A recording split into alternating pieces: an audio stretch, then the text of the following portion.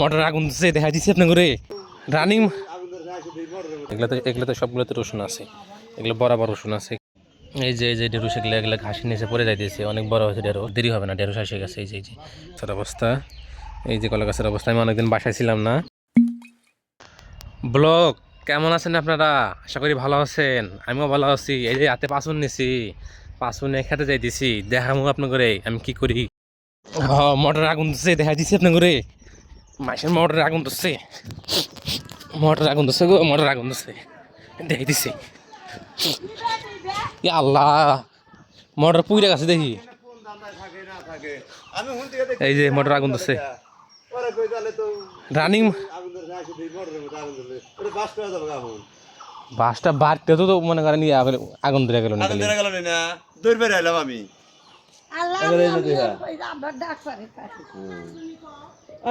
অন্য কিছু মধ্যে আগুন ধরাইছে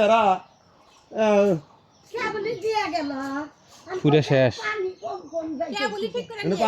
হনে আগুন নিবত হয়ে আবার খেতে আইলাম। খেতে এসে দেখি এই অবস্থা, খেতের মধ্যে গাছ দিয়ে ভর্তি হয়েছে। এই যে পাট শাক গাড়ছি, তো হচ্ছে হিন্দে আবার রসুন গাড়ছিলাম, আমার সব রসুন তুলছে হিন্দে সব, এই যে এগুলো সব দিয়ে রসুন গাড়ছিলাম।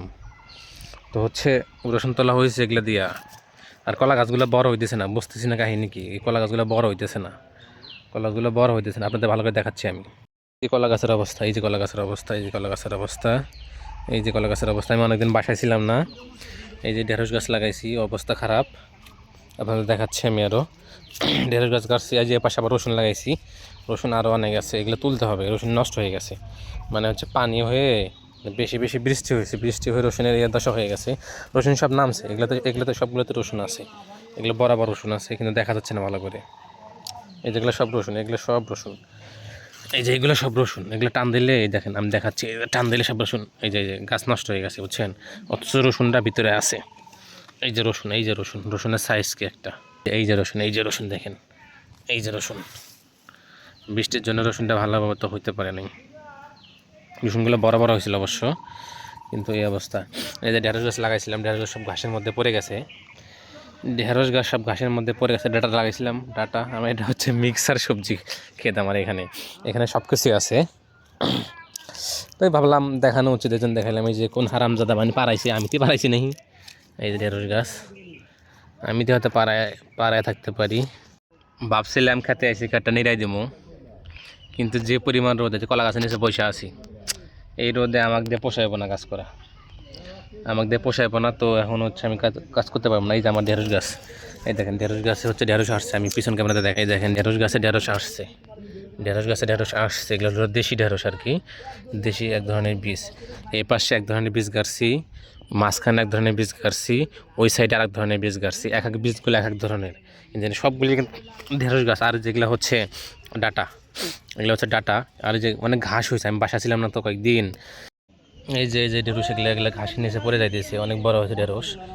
আর মনে হয় কয়েকদিন, এই যে আসছে ঢেঁড়স আসছে, আর দেরি হবে না, ঢেঁড়স এসে গেছে। এই যে দেশে ফুল আসছে, এই ঢেঁড়সগুলো অনেক ভালো আছে, মানে চেহারা অনেক ভালো, পাতাগুলো কোনো কিছু খায় নাই, কিন্তু কয়েকটা পাতা এই যে খাইছে।